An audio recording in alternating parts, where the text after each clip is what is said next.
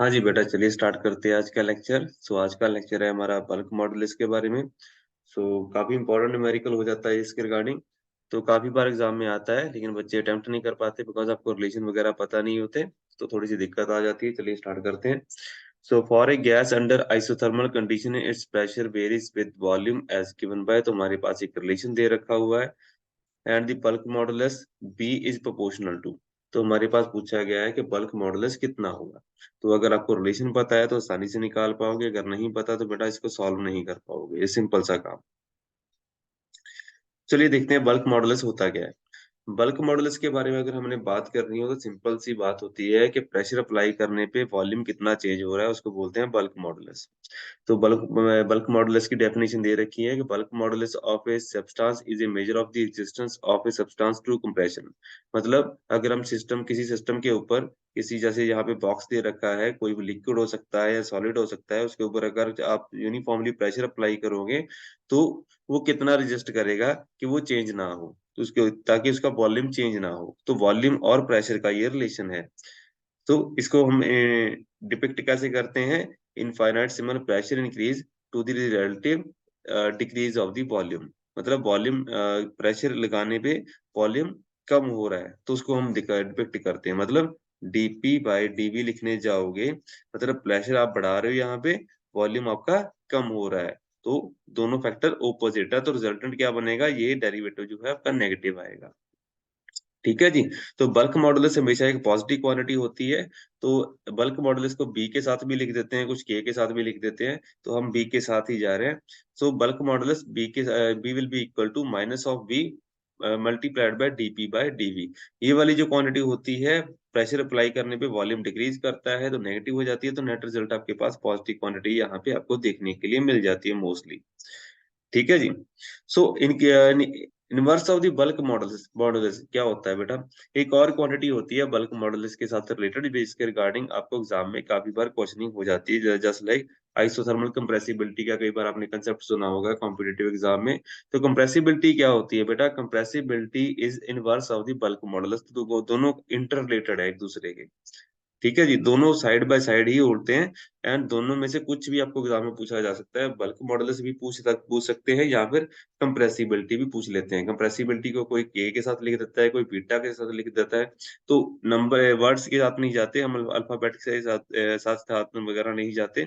हम जाते हैं बल्क मॉडुलस उसकी जो टर्मिनोलॉजी है उसके साथ, और कंप्रेसिबिलिटी की टर्मिनोलॉजी के साथ। तो आपको काफी बार ये सिंबल्स वगैरह कंफ्यूज कर देते हैं, तो उसमें कंफ्यूज नहीं होना। तो जो बल्क मॉडुलस या कंप्रेसिबिलिटी होती है उसको डिपिक्ट करने के लिए हम क्या करते हैं, दो तीन तरह की डिपिक्शन हो जाती है। जैसे हमने प्रेशर अप्लाई किया और वॉल्यूम चेंज हो रहा है, तो अगर प्रेशर नहीं भी अप्लाई करेंगे तो भी वॉल्यूम चेंज हो जाएगा अगर टेम्परेचर चेंज कर गया। तो वो प्रॉब्लम हमें यहाँ पे देखनी पड़ती है। तो हम यहाँ पे जो डिपिक्शन करते हैं, that will be at either at the constant temperature और कांस्टेंट एंट्रोपी। मतलब जब आप बल्क मॉडुलस डिफाइन करोगे तो उसको जो डेफिनेशन आएगी, that will be at constant temperature और कांस्टेंट एंट्रोपी। जिसको हम एंट्रोपी वाले को क्या बोल देते हैं? एडियाबैटिक बल्क मॉडुलस बोल देते हैं। और कांस्टेंट टेम्परेचर वाले को क्या बोल देते हैं? आइसोथर्मल बल्क बल्क मॉडुलस बोल देते हैं। इसको हम बी टी के साथ लिख रहे हैं और दूसरे वाले को बी ऑफ एस के साथ लिख रहे हैं। तो दो तीन तरह के ये बल्क मॉडुलस आपको एग्जाम में देखने के लिए मिल सकते हैं, उसमें कोई टेंशन वाली बात नहीं है, फॉर्मुलेशन हमारी सेम ही रहेगी। तो जो आज हमें पूछा गया है उसमें या ऐसी यह चीज दे रखी हुई है आइसोथर्मल कंडीशन। तो आइसोथर्मल मतलब टेम्परेचर आपका कांस्टेंट रहेगा। तो just like B of T हम यहाँ पे चूज कर सकते हैं, लेकिन फॉर्मूला हमारा सेम ही चलेगा। तो चलिए एग्जाम में देखते हैं हमारे इसको कैसे हैंडल करेंगे। तो हमारे पास क्या दे रखा है? प्रेशर का रिलेशन दे रखा हुआ है which is given like this thing. तो हमें इसको क्या बोल सकते हैं बेटा? B is proportional to V raised to minus 5/3। हम इस प्रोपोर्शनलिटी को हटा के अपनी तरफ से कांस्टेंट ऐड कर लेते हैं of A which is a simple constant. तो अब हमने बल्क मॉडुलस निकालना है। बल्क मॉडुलस यहाँ पे आप क्या कर सकते हो बेटा? बल्क मॉडुलस के लिए आप कैलकुलेट करोगे derivative minus of B into dP by dV. तो जैसे ही आप इसकी वैल्यू वगैरह डालोगे A into V raised power -5/3, तो आपके पास फाइनल रिजल्ट बन के बाहर आ जाएगा। कोई ज्यादा बड़ी बात नहीं है, बस आपको रिलेशन पता होना चाहिए और इसके कंसेप्ट की फीलिंग होनी चाहिए, क्या इस कंसेप्ट को कैसे हैंडल करना है। तो ये नहीं कि एडियाबैटिक वगैरह आ गया तो देख के डर जाना है, या आइसोथर्मल आ गया तो देख के डर जाना है, वो काम नहीं यहाँ पे चलेगा। तो आपको सिंपल सा काम हैंडल कर रहे हैं यहाँ पे। तो जैसे ही आप इसको सॉल्व करोगे तो जो बल्क मॉडुलस निकल के आएगा that will be V raised to power -5/3, जो हमारा ओरिजिनल डिपेंडेंसी की थी प्रेशर की। तो प्रेशर भी -5/3 के ऊपर डिपेंड कर रहा था, और हमारा जो बल्क मॉडुलस भी है वो भी -5/3 के ऊपर डिपेंडेंसी आ रही है। क्यों? Because of this term, volume के साथ टर्म यहाँ पे ऑलरेडी अवेलेबल थी। तो जितना डेरिवेटिव कंट्रीब्यूट करेगा उतना ही वॉल्यूम इसको नलीफाई कर देगा, तो उसकी वजह से हमारे पास डिपेंडेंसी चेंज नहीं हुई।